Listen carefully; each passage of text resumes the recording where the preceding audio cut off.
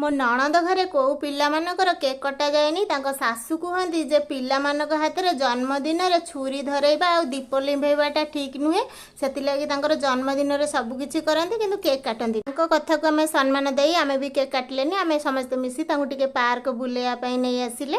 ପାର୍କରେ ପହଞ୍ଚି ଆମ ମା ପୁଅଙ୍କର ଦେଖୁନାହାନ୍ତି ପୁରା ପିଲାଳିଆମି। ମୋ ପୁଅ ସାଙ୍ଗରେ ମୋର ବି ପିଲାଳିଆମି ବାହାରି ଯାଉଛି। ମୋ ପୁଅକୁ ଟିକେ ତା ଦେହରେ ବସେଇ ଝୁଲଣରେ ଝୁଲେଇଲି, ତାଙ୍କ ମାମୁଁ ବି ଟିକେ ତାଙ୍କୁ ଝୁଲେଇଲି।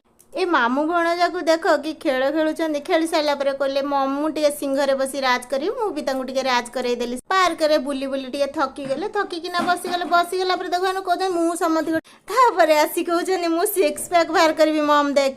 ଆଉ ପାର୍କ ଭିତରେ ତାର କେତେ ଟେଙ୍ଗେ ଟେଙ୍ଗେ ବାହାରୁଛି ଦେଖ, କେତେ ବଢିଆ ସେ ଟେଙ୍ଗେ ଟେଙ୍ଗେ ଅଛି। ଆମ ମା ପୁଅଙ୍କୁ ବାଘ ଗୋଡେଇଲା। ଆମେ ମୟୂରଭଞ୍ଜରୁ ବାଘୁଣୀ ଆସି କେନ୍ଦ୍ରାପଡା ପାର୍କରେ ପୁରା ଝଲମଲ କରୁଛି। ତାପରେ ମୋ ଗୁଗୁଲୁ କହୁଛି ମମ୍ ମୁଁ ପୁରା ସ୍ପାଇଡର ମ୍ୟାନ ହେଇଗଲି। ତାଙ୍କୁ ନେଇ ଖାଇବାକୁ ଦେଲେ। ଆଜିର ବ୍ଲଗ କେତିକି ଥିଲା।